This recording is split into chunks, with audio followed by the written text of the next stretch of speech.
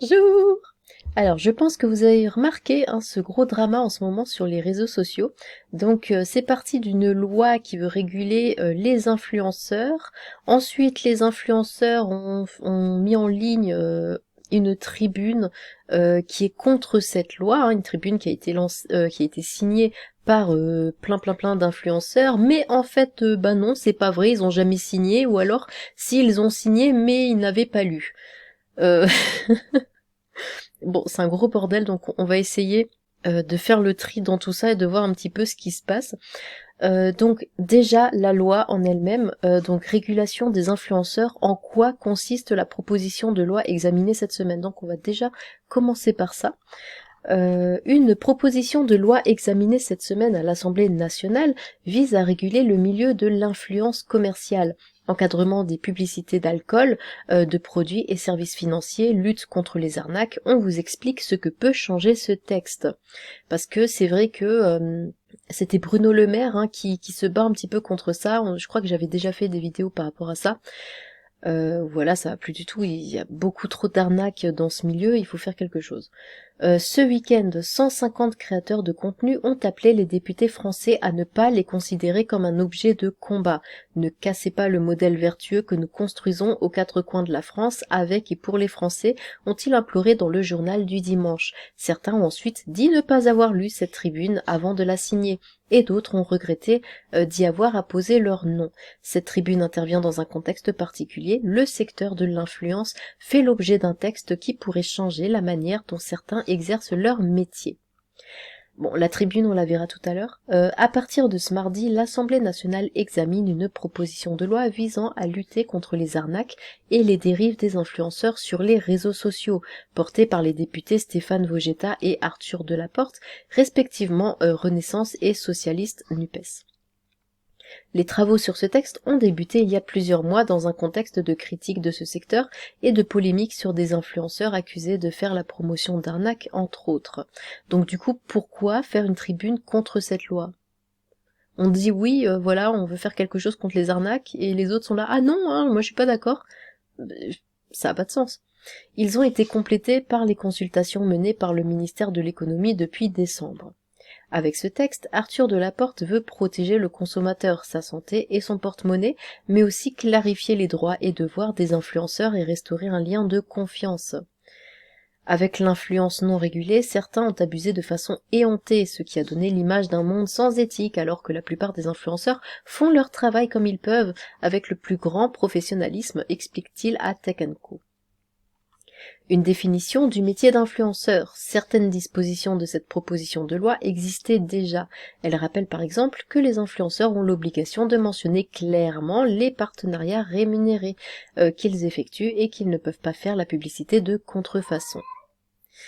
Elle crée aussi une définition de l'influenceur dans la version du texte avant son passage dans l'hémicycle.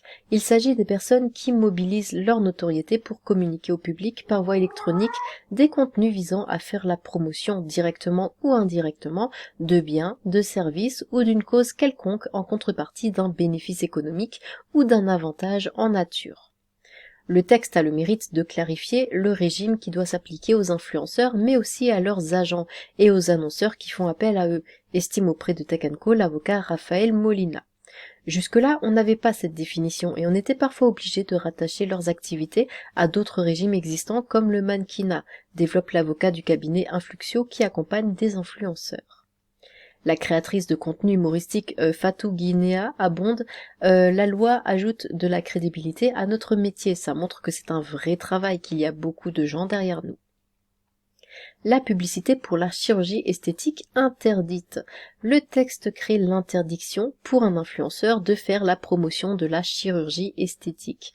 Il encadre strictement les publicités et entrées à des produits et services financiers et les partenariats dans le secteur de l'alcool en précisant que la réglementation prévue par la loi E20 s'applique aux influenceurs.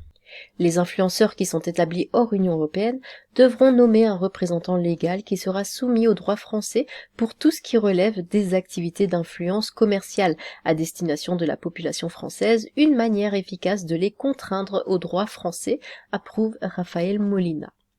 La proposition de loi définit des obligations pour les plateformes, comme le fait de mettre en œuvre des moyens nécessaires pour retirer les contenus signalés par les autorités et de traiter en priorité les alertes de signaleurs de confiance, les associations de consommateurs ou de victimes de l'influence. L'État aussi aura sa part de responsabilité. Selon les termes actuels de la proposition de loi, il devra mener dans les écoles des opérations de sensibilisation aux dérives des influenceurs et remettre dans les 6 mois à partir de la promulgation de la loi un rapport sur les moyens de la DGCCRF pour lutter contre les arnaques promues par des influenceurs. Bruno Le Maire semble avoir pris les devants sur ce point. Il a annoncé vendredi que 15 agents de la DGCCRF y formeront dans les prochaines semaines une brigade de l'influence commerciale pour contrôler et éventuellement sanctionner des créateurs. Il s'agira de 15 nouveaux postes qui s'ajouteront aux effectifs déjà existants de ce service du ministère de l'économie chargé de la répression des fraudes, précise le ministère à Tech & Co.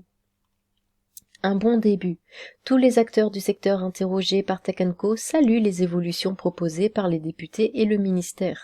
L'UMIC, je ne sais pas, une fédération d'influenceurs et d'agences, estime qu'elles montrent une réelle écoute du milieu et peuvent protéger les consommateurs tout en permettant le développement du secteur.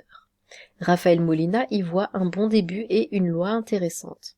C'est très positif, abonde Audrey Chipot, qui tient le compte Instagram d'alerte sur les dérives de candidats de télé-réalité, vos stars en réalité. Elle juge que certaines dispositions sont très précises et vont dans le sens de la protection du consommateur. Fatou Guinia trouve également qu'il était essentiel de réguler ce secteur. Elle a toutefois signé la tribune publiée dans le JDD et explique à Tech & Co avoir eu du mal à admettre qu'on nous confonde avec ce qui a été baptisé des influx voleurs, alors qu'elle dit faire attention à ne pas promouvoir d'alcool ou de chirurgie esthétique. Une loi pas assez temporelle ? Plusieurs points restent toutefois en suspens. La proposition de loi prévoit une mention image retouchée pour tous les contenus rémunérés d'influenceurs ayant fait l'objet d'un traitement d'image. Une définition trop large qui risquerait de rajouter des règles aux règles et de rendre le tout inaudible selon l'UMIC. Cette fédération d'influenceurs se dit plus favorable à ce qui a été évoqué par Bruno Le Maire vendredi, la mention de retouches ou des filtres dans le cas de placement de produits esthétiques. De son côté, l'avocat Raphaël Molina regrette qu'il manque des dispositions en matière de propriété intellectuelle. Il y a un vrai flou sur ce qui appartient ou non à un influenceur. Il dit être confronté à des cas de vol de contenu où des marques reprennent des contenus d'influenceurs sans demander leur accord pour de la publicité. Maître Molina juge aussi que cette proposition de loi n'est pas assez intemporelle. Les interdictions de certains produits sont intéressantes aujourd'hui, mais on ne sait pas quelle sera la nouvelle escroquerie à la mode demain, souligne-t-il. Un problème qui dépasse les influenceurs. Audrey Chipot estime de son côté qu'il manque un volet sur la prévention. Elle trouverait par exemple utile que des comptes sur les réseaux sociaux comme le sien, qui alertent sur certaines dérives et arnaques, soient mis en avant par les plateformes pour informer leurs utilisateurs. Elle affirme également que le problème dépasse largement les influenceurs. L'influenceur n'est qu'un vecteur de communication qui a mis en lumière tous nos dysfonctionnements dans le e-commerce sur lesquels il va falloir se pencher sérieusement, explique-t-elle à Tech & Co. Et d'ajouter malicieusement « Merci aux influenceurs de nous montrer tout cela finalement ». Bien, donc voilà en quoi consiste la nouvelle loi pour réguler ce monde des influenceurs, des influx voleurs, le nouveau hashtag pour essayer un petit peu de se battre contre toutes les arnaques. Nous allons voir maintenant la tribune, la fameuse tribune qui a été signée ou pas, ou en fait il voulait mais il voulait pas, ou alors c'est un petit peu flou tout ça, mais bon, qui a été signée par plus d'une centaine d'influenceurs. Régulation des influenceurs, plus de 100 créateurs de contenu lancent un appel aux députés. À l'initiative de l'Union des métiers de l'influence et des créateurs de contenu, UMIC, plus de 100 créatrices et créateurs de contenu lancent un appel aux députés quelques jours avant le vote de la loi sur la régulation de l'influence. Depuis samedi et la publication de ce texte, certains noms ont été retirés de la liste initiale des signataires, et notamment il y avait Squeezie, Cyprien, Gotaga, tout ça qui ont été retirés. Squeezie a dit que lui il l'avait pas lu, il avait signé sans lire, c'est très professionnel, et Cyprien lui a dit qu'il l'avait même pas signé et qu'il était quand même dans la liste. Pareil pour Gotaga, donc après, bon. mais on verra ça après. Donc, voici leur tribune. Chers députés et députées, dès ce lundi, vous allez débattre et voter une loi sur l'influence. Face aux préjugés, aux fantasmes et aux incompréhensions, nous, créateurs de contenu, tenions à vous dire qui nous sommes. Arnaques, contrefaçons, pratiques commerciales douteuses, certains ont fait croire ces derniers mois qu'ils étaient représentatifs de notre secteur, alors qu'ils ne représentent qu'une minorité. Ce sont leurs dérives que nous souhaitons d'abord dénoncer. Quant à nous, nous ne sommes certainement pas parfaits, nous avons fait des erreurs, mais notre priorité est et sera toujours la protection des consommateurs de nos communautés. Nous sommes favorables à un encadrement du secteur, mais pour cela, nous pensons qu'il est nécessaire de connaître ceux qui le constituent. Alors, voilà notre histoire. Nous, créateurs de contenu, avons entre 18 et 78 ans, voire davantage. Parfois, nous avions un peu moins à nos débuts. Certains d'entre nous sont nés il y a plus de 10 ans sur YouTube, voire sur ce qu'on appelait à l'époque les blogs. Certains plus récemment sur Instagram ou sur Twitch, d'autres il y a seulement quelques mois sur TikTok. Depuis toutes ces années, nous accompagnons les Françaises et les Français. Nous avons grandi avec eux, ils ont grandi avec nous. Nous sommes étudiants, humoristes, vidéastes, ingénieurs, photographes, musiciens, dessinateurs, historiens, cuisiniers, enseignants, agriculteurs, architectes, etc. Nous sommes des passionnés, férus de lifestyle, de bien-être, de santé, d'écologie, d'animaux, de sport, de voyage. Passion que nous partageons avec nos communautés, elles-mêmes constituées de passionnés.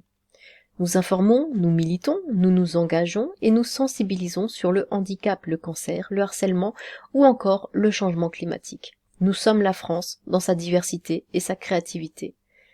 Nous avons une ligne éditoriale et construisons nos contenus dans ce sens. Nous travaillons avec des marques, des organisations, des institutions qui nous ressemblent parce que nous partageons leurs valeurs. Nous ne sommes pas des panneaux publicitaires pétés de rire ambulants.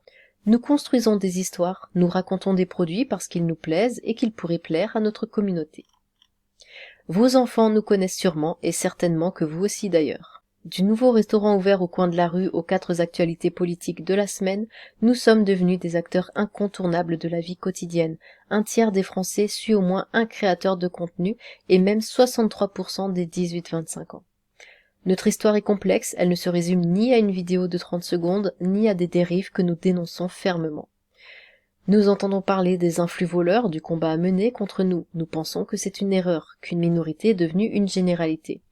Nous considérer comme une menace, c'est déconsidérer et mépriser une partie de la jeunesse française. Nous considérer comme un objet de combat, c'est mettre à mal une économie florissante constituée de passionnés. Nous sommes 150 000 en France. Si certains gagnent particulièrement bien leur vie, c'est surtout un complément de revenus pour beaucoup d'entre nous. Pour nous tous, c'est une passion. Nous sommes 150 000, mais nous représentons beaucoup plus. Avec nous, ce sont des milliers d'emplois, c'est un secteur entier qui travaille au quotidien. Production, marketing, montage, commercial, management. Avec nous, ce sont aussi des milliers de marques, des marques de luxe aux jeunes entreprises, des marques locales aux marques nationales, en passant par les restaurants et les boulangeries de quartier. Avec nous, ce sont des milliers d'entrepreneurs et d'entreprises qui comptent sur nous pour développer leur activité et créer de la croissance et de l'emploi. Notre industrie est une richesse, une chance pour la France, pour notre économie, pour nos emplois, pour l'attractivité, le rayonnement de notre pays et de nos entreprises à l'international. Le débat n'est pas d'être pour ou contre l'influence. Votre seule boussole doit être la protection des consommateurs des dérives d'une minorité qui se croit tout permis et la préservation de nos activités et des emplois que nous créons. Ne cassez pas le modèle vertueux que nous construisons aux 4 coins de la France avec et pour les Français. Comprenez-le, protégez-le, faites-le grandir. Et là, nous avons la liste de tous ceux qui ont signé, la liste mise à jour, parce qu'il n'y a pas Cyprien, il n'y a plus Squeezie, il n'y a plus Gotaga ou qui que ce soit. Du coup, oui, nous allons voir les tweets. Donc, Squeezie, ma réponse. J'ai fait l'erreur, de donner mon accord pour que mon nom apparaisse dans une tribune très maladroite, que je n'ai même pas lue avant publication. Là, déjà, je pense qu'il y a un problème. C'est un youtubeur, je pense le plus connu, de France, le plus gros youtubeur de France, reprenez-moi si je dis une bêtise. Mais voilà, ça brasse des millions. On ne signe pas quelque chose sans l'avoir lu. Surtout quand tu t'appelles Squeezie. Non? C'est un manque de professionnalisme terrible. On ne signe pas quelque chose sans l'avoir lu. j'imagine que Squeezie, voilà, enfin c'est Squeezie, je veux dire, moi je le suis pas, je regarde pas ses vidéos, je sais pas ce qu'il fait, mais c'est un des plus grands youtubeurs français. Je ne pense pas qu'il laisse les choses au hasard. Quand il signe quelque chose, même il n'est pas tout seul, il a des agents, il ne laisse rien au hasard. Donc, je sais pas si c'est honnête, du coup. Ou alors ça serait vraiment surprenant qu'il lise quelque chose, enfin qu'il signe quelque chose, pardon, sans l'avoir lu. Ce serait vraiment surprenant. On m'a présenté cette tribune comme un moyen de nous défendre devant des lois trop extrêmes qui auraient pu pénaliser à tort les honnêtes créateurs de contenu. En réalité, cette tribune ne fait aucune distinction entre les créateurs de contenu et les influenceurs et semble juste essayer de limiter la casse sur les influenceurs mal intentionnés. Cette absence de distinction est aussi présente dans les signataires, parmi lesquels on retrouve des influenceurs à l'origine même du problème, des gens qui ont mis en avant du casino, de la chirurgie esthétique, des escroqueries, etc. Vous le savez, j'ai toujours été irréprochable et transparent dans mon travail avec les marques qui me permettent de financer mon contenu. Je ne suis pas impacté par ces lois, je n'ai rien à perdre avec cette réforme qui est destinée à réglementer des placements de produits immoraux, principalement faits par des influenceurs mal intentionnés. Je me réjouis que ces arnaqueurs soient enfin sanctionnés, et j'espère que ces mesures pousseront les influenceurs à adopter un comportement plus responsable. Note à moi-même, ne plus jamais donner mon accord sur un texte que je n'ai pas lu. Bah oui, mais c'est la base. C'est la base. Mais j'ai vraiment du mal à le croire, hein. Je sais pas pour vous, mais personnellement, j'ai vraiment du mal à le croire. Je doute qu'une personne qui amasse des millions d'euros fasse les choses avec autant de légèreté, signer des bidules sans les lire comme ça, j'ai vraiment du mal à le croire. Mais bon, après peut-être que, hein, je veux dire, l'erreur est humaine, mais ça me paraît gros quand même. Du coup, Docteur Nozman, pareil. Alors, petite précision sur la signature de cette tribune. Lorsqu'on m'en a parlé il y a quelques jours, on m'a dit que ça serait hyper restrictif pour nous les créateurs, qu'un contrôle abusif serait imposé, etc. Quand je vois la réalité et les choses proposées, je pense qu'elles sont pour la plupart nécessaires pour avancer dans la bonne direction et qu'elles ciblent justement des réels problèmes et dangers. Quoi qu'il en soit, mon nom est dedans maintenant et c'est trop tard. J'aurais dû être plus vigilant et prendre mon temps, mais arrêtez de... Pourquoi ils signent sans lire? C'est dingue, c'est vraiment dingue, je comprends pas. Je ne suis pas de ce côté-là, je suis pour une création plus éthique et transparente. Notre taf doit être mieux encadré pour éviter des dérives glauques faites par certaines personnes et certaines agences sur ces plateformes. Il y a beaucoup de choses à faire pour rendre notre écosystème plus sain, et certaines propositions de ce texte sont justement là pour aller, j'ai l'impression, dans la bonne direction. J'aurais dû être plus vigilant et consciencieux dans la prise de connaissance de ce texte. Je comprends pas, hein. Je préfère être honnête avec vous sur ce point, je vous le dis, je me rends compte des méthodes après coup et ça m'emmerde en fait. Je pense qu'on nous a mal expliqué le sujet et que c'est à nous d'assumer maintenant surtout. Mais vous êtes des enfants? Enfin, vous pouvez pas lire un truc vous-même, faut qu'on vous dise «Ah, j'ai lu, c'est bien, signe» et ils signent sans vérifier par eux-mêmes en fait. C'est incroyable. Du coup, il y avait Cyprien qui avait répondu à Gotaga qui avait dit frérot, j'ai jamais signé un truc du genre et je pense que c'est la même chose pour au moins 90% de la liste. Et Cyprien, idem ici, j'ai jamais signé ce truc. Donc eux, c'est pas qu'ils disent ok j'ai signé, j'avais pas lu, eux c'est carrément qu'ils n'avaient pas signé. Et leur nom apparaissait quand même dans la liste. 36-15 complotisme encore, mais est-ce que c'est vrai? Est-ce que en fait ils avaient signé et que du coup bon bah ils assument pas?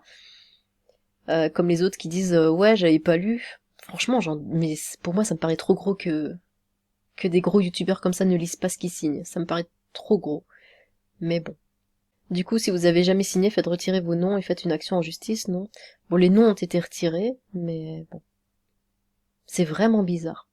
Bon bah du coup, dites-moi ce que vous en pensez, ce que vous pensez vraiment que des gros youtubeurs comme ça signent des choses sans les lire. Vraiment. Je sais pas, je reste bloquée là-dessus, hein, je suis désolée, mais ça me paraît vraiment très étrange. Enfin, dites-moi ce que vous en pensez, hein, ça m'intéresse beaucoup, j'ai hâte de vous lire. Sur ce, tchou!